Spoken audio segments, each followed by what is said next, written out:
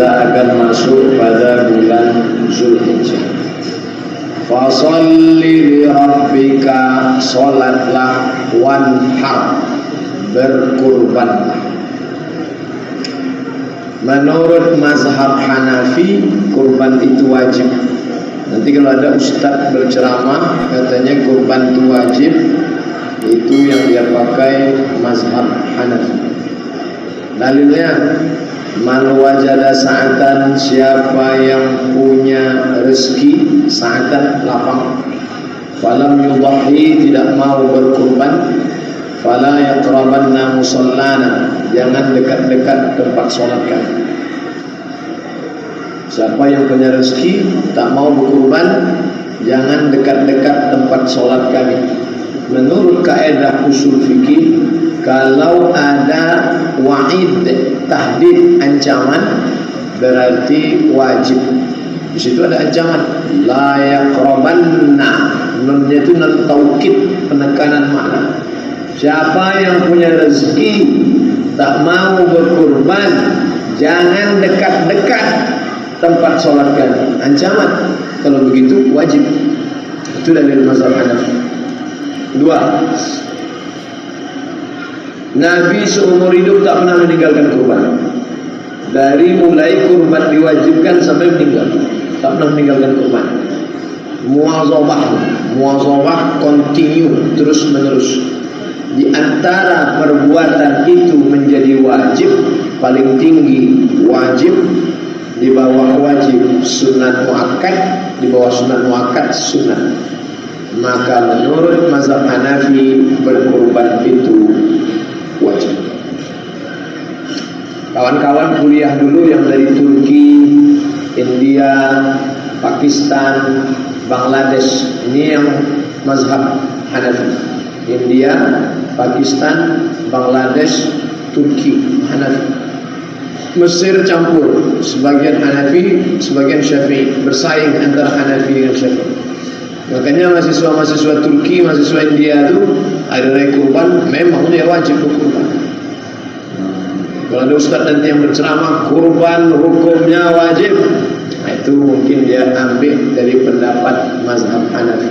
Sedangkan mazhab Syafi'i, Maliki, Hambali, kurban tak wajib, hanya sunnat muakkad.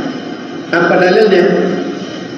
Hadisnya, hunna salasun hunna alayya faraidu, ada 3 perkara yang bagi aku faraid, wajib, walakum tatawwu'un, tapi bagi kamu tak sampai wajib, hanya tatawwu' saja. Di antaranya adalah al-udhiyah. Itu dalil pertama. Dalil yang kedua, Abu Bakar ketika menjadi khalifah pernah 1 tahun sengaja tak berkurban. Lalunya ada, dia tak berkurban. Datang sahabat bertanya, Abu Bakar, ya, kenapa tak berkurban tahun ini? Saya sengaja tak berkurban tahun ini untuk menjelaskan kepada umat bahwa kurban tidak wajib. Saya mau menjelaskan bahwa dalam beberapa masalah ada khilafiyah. Qurannya satu, Nabinya satu, Allahnya satu. Kenapa dalam satu masalah hukum bisa berbeda pendapat? Berbeda cara menengok dalil. Jangan katakan imam mazhab itu tak tahu dalil. Mereka ahli dalil. Hanafi menengok dalil ini, dia ambil kesimpulan wajib. Sedangkan Maliki, Syafi'i, Hambali menengok dalil ini, ditarik kesimpulan sunnat muakkad. Ustaz jelaskan itu semua. Jelaskan Hanafi, jelaskan ini, jelaskan dalilnya. Jamaah terserahlah ikut. Nah, setelah saya ikutkan, setelah saya jelaskan, setelah saya sebutkan, kira-kira bapak ibu condongnya kemana? Kalau diam, itu sunat muakkad. Waktu penyembelihan setelah terbit matahari, diagak-agak kira-kira matahari qaida ram'in, setinggi tombak. Setelah diukur matahari setinggi tombak itu 12 menit. Jadi matahari naik setinggi tombak, 12 menit dari syuruk. Saya lihat di jam Batam matahari terbit jam 6:05. Tambah 12 jam 6:05 tambah 12 jam 6:17. Itu sudah boleh sholat sunat. Jadi waktu yang terlarang itu kapan Pak Ustaz? Waktu terlarang, waktu dua tanduk setan, kornai setan adalah dari sejak terbit matahari sampai matahari setinggi tombak. Setelah diukur menurut ilmu astronomi 12 menit. Itu waktu terlarang. Kenapa disebut waktu tanduk setan? Ketika matahari naik dari permukaan bulat matahari selama 12 menit, datang setan menghampiri. Jadi ini lambang setan ya. Makanya orang-orang metal itu setan. Metal. Setan. Tanduk setan. Kornai setan. Tengok lambang red devil, tanduk setan 2. Maka lewatkan itu sholat.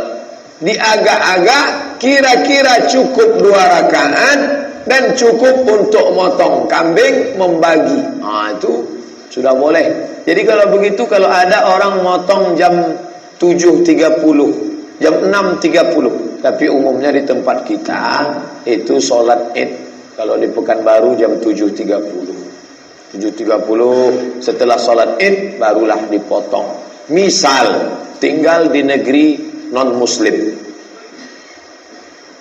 Papua, mana tahu ada saudara kita, dia mau berkurban sendirian, kapan dia baru boleh motong? Itu cara ngukurnya. Agak-agak matahari terbit, lewatkan 12 menit, agak-agak sholat untuk 2 rakaat dan khutbah. Jadi kalau begitu jam 6.30 atau jam 7 sudah boleh. Habis sholat subuh langsung motong, tidak disebut kurban. Sama macam zakat fitrah. Zakat fitrah, kalau khatib sudah naik mimbar, dia serahkan, fa innaha shadaqatun minas shadaqat, hanya sedekah biasa saja. Begitu juga dengan kurban ini, kalau dia motongnya tidak menurut waktu tadi, tidak dianggap sebagai kurban. Ini penting. Karena tahu kawan-kawan kita ada yang tinggal di negeri pulau tempat kerja, mau berkurban, potong sendiri, bisa. Kapan waktu penyembelihan finishnya? Tanggal 10. Tidak ada duit, tanggal 11, tanggal 12, tanggal 13, 4 hari. Ayyamut tasyrik zabhun, memotong pada hari-hari tasyrik itu juga dianggap sebagai memotong hewan kurban. Maka takbirnya pun sampai tanggal 13. Salat asar tanggal 13 masih bertakbir, Allahu Akbar, Allahu Akbar, Allahu Akbar, la ilaha illallah, Allahu Akbar, Allahu Akbar, walillahil hamd, sampai tanggal 13. Kemarin Idul Fitri saya sholat zuhur, selesai sholat zuhur imamnya bertakbir, Allahu Akbar, makmum sudah senggol-senggolan, lupa, disangkanya sholat Idul Adha. Idul Fitri